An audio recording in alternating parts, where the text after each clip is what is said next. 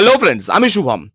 দেখে এলাম আমির খানের সুপুত্র জুনায়েদ খান এবং সাইফ আল্লভী অভিনীত সিনেমা একদিন, যেটা প্রডিউস করছে জুনায়েদ খানের বাবা আমির খান নিজে। এইবারে এই সিনেমাটা কেমন হলো সেটা নিয়ে তো কথা বলবো, সেই জন্য এই রিভিউটা করা। কিন্তু তার আগে আপনি দেখুন যে সিনেমাটা দেখার আমার এক্সপিরিয়েন্সটা কিরকম। আমি মানি স্কোয়ারে দেখতে গেছিলাম 10:45 শোয়ে 200 টাকার টিকিটে।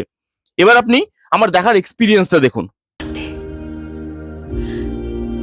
तुम्हें ये सब याद नहीं होगा, महसूस नहीं होगा जब तुम ये वीडियो देखोगे। You're in love with him. You're in love with him. দেখলেন আমার মুভি দেখার এক্সপিরিয়েন্স? এরকম এক্সপিরিয়েন্স হয় মাল্টিপ্লেক্সে গিয়ে বেশি টাকা দিয়ে টিকিট কেটে সিনেমা দেখার সময়। দেখুন কি অবস্থা। এবং এটা তো আমি একবার ভিডিও করেছি, এরকম 3-4 বার হয়েছে। মুভি স্টার্ট হলো, দুবার গ্লিচ, কিছু সিন মিস হয়ে গেল, এরকমই সাউন্ড আসছিল বাট পিকচার আসছিল না, মিস হয়ে গেল, ওটা চালালো না। আবার লাস্টের দিকে গিয়ে যখন আবার এরকম হলো, 10 মিনিটের প্রায় পিকচার বেরিয়ে গেছে, খালি সাউন্ড শুনতে পাচ্ছি, লোকজন যখন খেপে গেল তখন আবার তারা ঠিকঠাক করে 10 মিনিটের সিন চালিয়ে তারপরে মুভিটাকে কন্টিনিউ করলো। এবং এটাকে তারা বলছে টেকনিক্যাল গ্লিচ। টাকা নেওয়ার সময় টেকনিক্যাল গ্লিচ হয় না, যখন হলে লোক হয় না তখন টেকনিক্যাল গ্লিচ, শো বাতিল হয়ে যায়, যখন এরকম হয় তখন টেকনিক্যাল গ্লিচ। কিন্তু যখন টাকা নেওয়ার সময় হয় তখন কোনো টেকনিক্যাল গ্লিচ হয় না এদের। এই হচ্ছে মাল্টিপ্লেক্সের অবস্থা। যাই হোক, মুভি দেখার এক্সপিরিয়েন্স তো ভালো না, কিন্তু মুভিটার এক্সপিরিয়েন্স কেমন, মুভিটা কেমন হলো at the end of the day, সেটা কি ভালো হলো? চলুন একটু কথা বলে নি। এবার এখানে গল্পটা যদি বলি, একদিন শুনে বুঝতেই পাচ্ছেন একদিনের গল্প। জুনায়েদ খান এবং সাইফ আল্লভী তারা একই অফিসে কাজ করে, অফিস খুব ভালো কাজ করেছে, তাই জন্য সবাইকে, অফিসের সবাইকে জাপানের ট্রিপে নিয়ে যাচ্ছে 5 দিনের জন্য। তারা দুজনে যায়। এবার ওখানে গিয়ে না সাইফ আল্লভী একটা কেসে ফেসে যায় এবং জুনায়েদ খানও সেই কেসের মধ্যে ফেসে যাচ্ছে। এবার এই কেস থেকে এরা দুজন বেরোচ্ছে কি করে? এর থেকেও বড় প্রশ্ন, এরা দুজন আদৌ এই কেসটার থেকে বেরোতে চায় না চায় না? কি কেস ঘটছে, কেমন করে বেরোচ্ছে, আদৌ বেরোতে পারছি কিনা, এই নিয়েই 2 ঘন্টা 5 মিনিটের এই সিনেমা।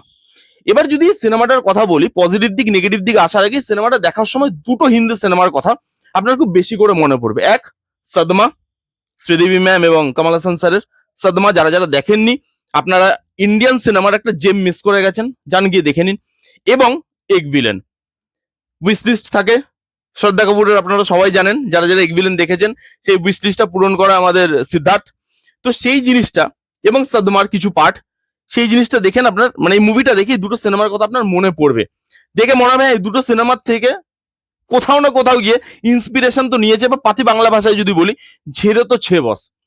ঝাড়ার পরেও সিনেমাটা কেমন হলো দেখুন। সিনেমাটা খুব একটা খারাপ সিনেমা কিন্তু হয়নি, আমি একটু খুব একটা এক্সপেকটেশন নিয়ে যাইনি সিনেমাটা দেখতে, কিন্তু তবুও সিনেমাটা একটা ডিসেন্ট ওয়াচ সিনেমা হয়েছে। তার প্রধান কারণ হচ্ছে সাইফ আল্লভী।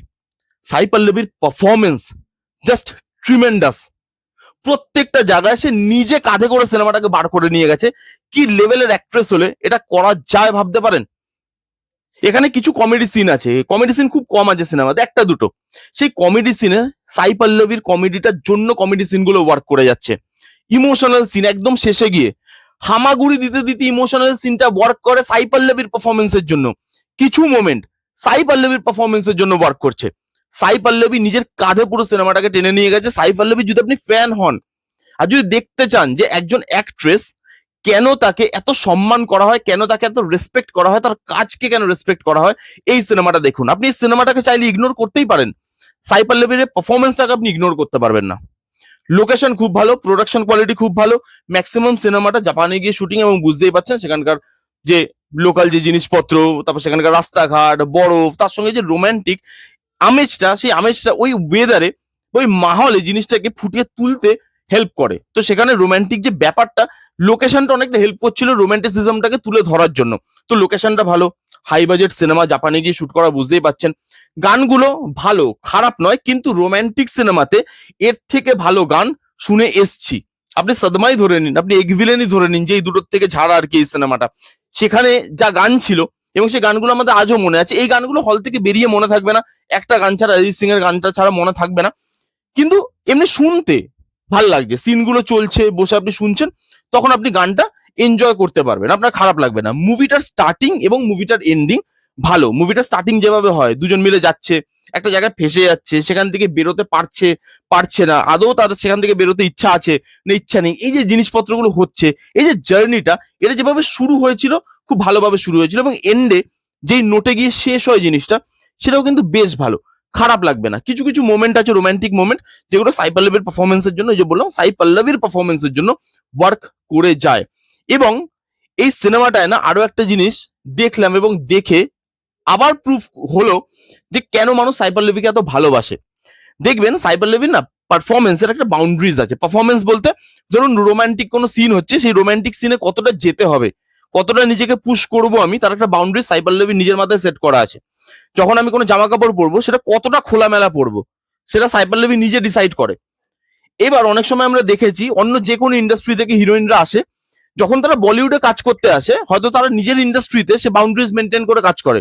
বলিউডে যখন আসে বলিউডের হিরোইনদের মতো হতে চায়, এখানকার হাওয়া লাগাতে চায়, সেরকম ধরনের জিনিসপত্র করে। কিন্তু সাই পল্লবী জানে যে আমি সেই জিনিসগুলো করিনি কোনোদিন, আমি করবও না।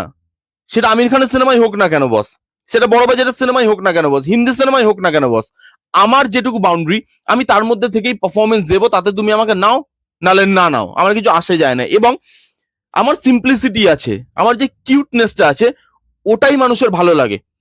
বাকি জিনিসগুলো, বাকি অ্যাক্টরদেরকে মানুষ যে জন্য দেখতে ভালোবাসে, আমাকে সেই জন্য দেখতে ভালোবাসে না। সেই জিনিসটা আমি মেনটেন করবো, এটা না সাই পল্লবীর একটা বিশাল বড় গুণ, এবং সেটাকে খুব ভালোভাবে মেনটেনও করে গেছে। এবং মুভির যে বেসিক স্টোরি লাইনটা সেটা খারাপ নয়, এটা দিয়ে একটা ভালো রোমান্টিক সিনেমা বানানো যেতে পারতো। কিন্তু এই সিনেমাটা তবুও একটা ভালো পারফরমেন্স, একটা হিরোইনের ভালো পারফরমেন্স, ভালো লোকেশন, সুন্দর একটা গল্প, তা সত্ত্বেও এই সিনেমাটা কেন দাঁড়ালো না সেভাবে। এবার আসছি নেগেটিভ দিকে। প্রথমত, আপনি যখন একটা রোমান্টিক সিনেমা দেখবেন আপনার জন্য সব থেকে বেশি কি ওয়ার্ক করা উচিত অ্যাজ জেনারেল অডিয়েন্স?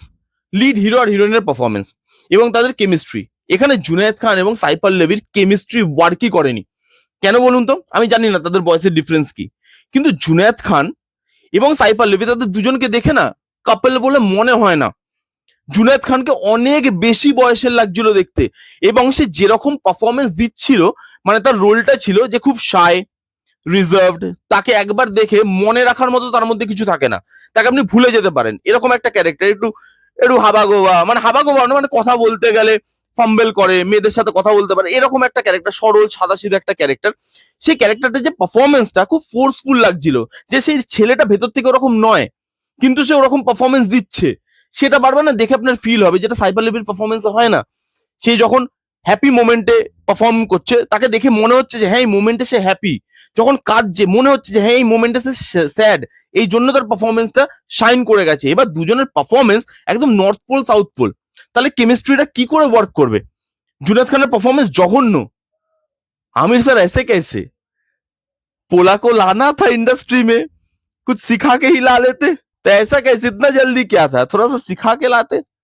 আর জুনায়েদ খান না ভুলে গেছে যে কার সাথে পারফর্ম করছে, সাই পল্লবীর সাথে পারফর্ম করছে, যাকে একটু জায়গা দিল সে খেয়ে বেরিয়ে যাবে জায়গাটা। সেখানে না খুব ভেবেছে খুব সাধারণ আমি বলিউডের অ্যাক্ট্রেসদের সাথে অ্যাক্টিং করছি, যে যেখানে আমার পারফরমেন্স কিছু না দিলেও বেরিয়ে যাবে। সাই পল্লবী বলে বলে সব জায়গায় খেয়ে নিয়েছে জুনায়েদ খানকে। হিরোর কোনো ইম্প্যাক্ট নেই এই সিনেমাতে, দুজনের কেমিস্ট্রি ওয়ার্ক করছে না, রোমান্টিক যে মোমেন্ট গুলো সেগুলো টেল পড়ে যাচ্ছে। একা একটা হিরোইন, রোম্যান্স তো দুজনকে মিলিয়ে হয়, একজনকে দিয়ে তো হয় না। একা একটা হিরোইন কত তুলবে রোম্যান্স? পুরো ব্লান্ট একটা ফেস, ফেসের মধ্যে কোনো এক্সপ্রেশন নেই জুনায়েদ খানের, কখন স্যাড হচ্ছে, কখন হ্যাপি হচ্ছে, কখন কিছু বলতে চাইছে, কখন লুকাতে চাইছে, সব জায়গায় একই এক্সপ্রেশন। কেন ভাই? আমির খানের ছেলে, কিছু তো শিখে আসা উচিত ছিল ইন্ডাস্ট্রিতে আসার আগে। এইবার এই সিনেমার আরো একটা বড় নেগেটিভ দিক কি আছে জানেন? এই সিনেমাটায় ইন্ডিয়ান ব্যাপারটা খুব কম। এবার আমি এক্সাম্পল দিলে আপনি বুঝতে পারবেন। ধরুন আপনি ডিডিএল যে দেখছেন, শাহরুখ কাজল সুইজারল্যান্ড গেছে ঘুরতে, তাদের দেখা হচ্ছে, যা যা জিনিসপত্র হয়েছে আপনারা সবই জানেন, আমি আর বলছি না। এবার ওখানে আপনি দেখবেন সব জিনিসপত্রগুলো হচ্ছে সুইজারল্যান্ডে, কিন্তু জিনিসটা দেশি। দুজনকে দেখে মনে হচ্ছে দুটো ইন্ডিয়ান একে অপরের প্রতি অ্যাট্রাক্ট হচ্ছে, দুটো ইন্ডিয়ান একে অপরকে ভালোবাসছে। তাদের মধ্যে ঝগড়া হলেও সেই জিনিসটা ইন্ডিয়ান ব্যাপারটা তার মধ্যে আছে। কিন্তু এখানে জাপানে শুট করছে এবং দুজনের মধ্যে, দুজনের রোম্যান্সের মধ্যে ইন্ডিয়ান ব্যাপারটা নেই। সেই জিনিসের ইন্ডিয়ান টাচটা আমি ফিল করলাম এখানে। বাকি ক্যারেক্টারগুলো, সেই ক্যারেক্টারগুলো কেন এলো কেন গেল আপনি বুঝতে পারবেন না। কুনাল কাপুরের ক্যারেক্টারটা, ওটা দরকারই বা কি ছিল রাখার? ওরকম ভাবে আপনি একটা বড় অ্যাক্টরকে ওয়েস্ট করছেন। যদি আপনার খালি হিরো হিরোইনের উপরই ফোকাস রাখতে হয়, বাকি ক্যারেক্টারদের আনছেন কেন? এখানে বাকি ক্যারেক্টারদের তাদের জায়গাই দেওয়া হয়নি। তারা আসছে উইথ কজ, কিন্তু যখন বেরিয়ে যাচ্ছে, যখন আপনি বুঝতে পারছেন, আপনি কনফিউজ যে কেন এলো এরা, আমি তো এদের কজ কিছু বুঝতে পারলাম না। কিন্তু যখন এসছে তখন ভালো লেগেছে ক্যারেক্টারগুলো, যাওয়ার সময় ক্যারেক্টারগুলো যে এক্সিট গুলো ওগুলো হুট করে হয়ে গেল।